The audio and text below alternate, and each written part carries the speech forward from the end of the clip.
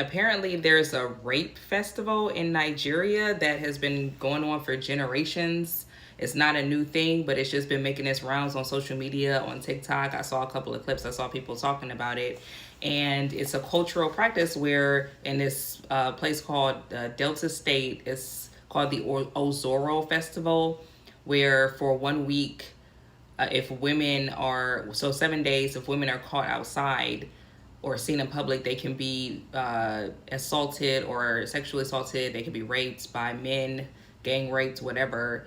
Kind of like anything goes. If you're a woman, for that 1 week, it's like a free for all for men to just do whatever they want to do to a woman that they see. And I've been hearing people talk about this. People from Nigeria who confirmed that and they have clips. I'm gonna show y'all. Matter of fact, let me go ahead and play the clip that I saw for you guys.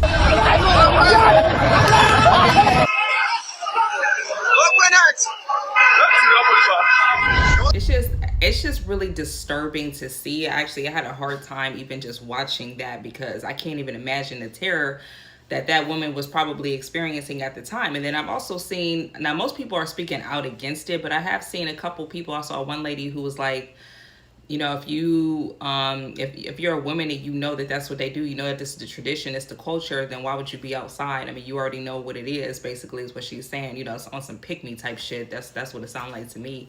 And I also saw like a guy that was pretty much saying the same thing. Like, yeah, well, I don't agree with the rape culture. I don't agree with, you know, the rape tradition.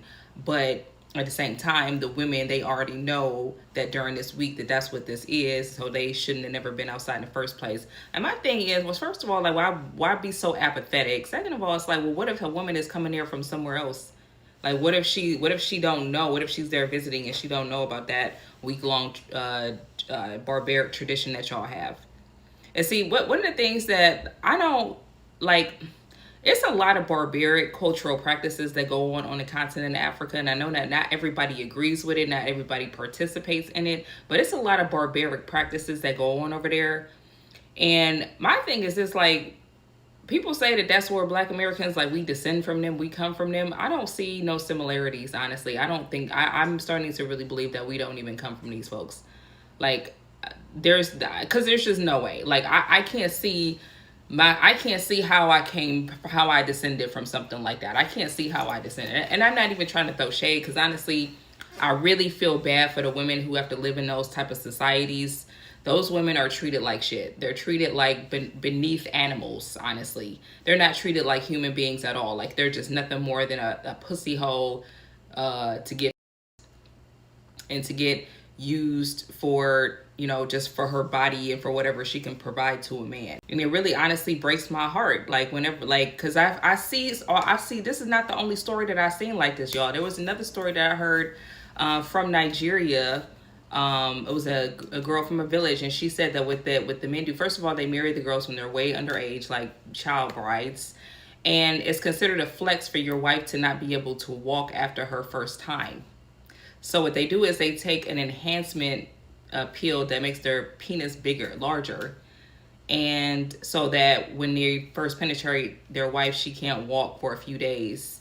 And that's considered to be like a flex. Like, yeah, my wife, she can't walk after her first time because I just got it like that. Can you be using a enhancement product and enlargement product to sleep with a child? A enhancement product and enlargement product. Is that how cruel most of you are? And that's normal for them. Like, that's a cultural, traditional practice for them over there in some places.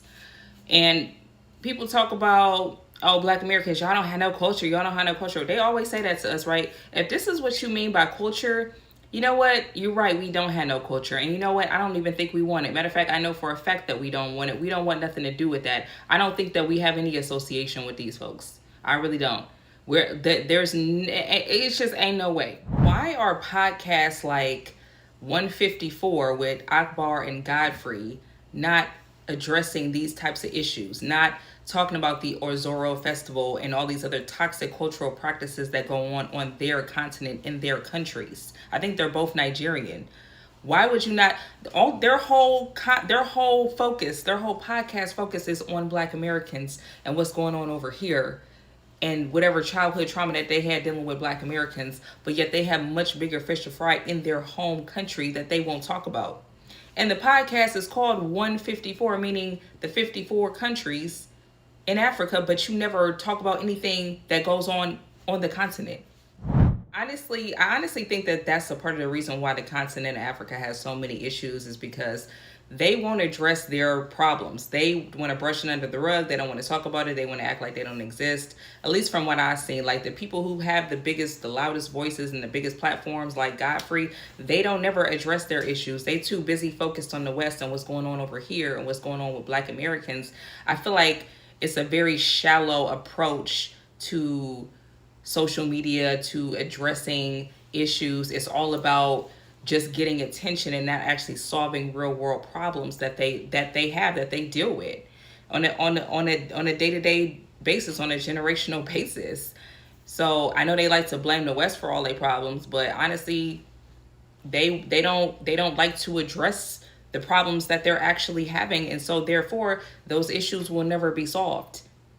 So I honestly, that's all I gotta say. I feel bad for the women. I really do. I've seen so many of these stories, so many of these types of traditions and cultural practices that they got going on over there, and nobody wants to do anything about it. And we can't do nothing. It's gotta be, it's on them.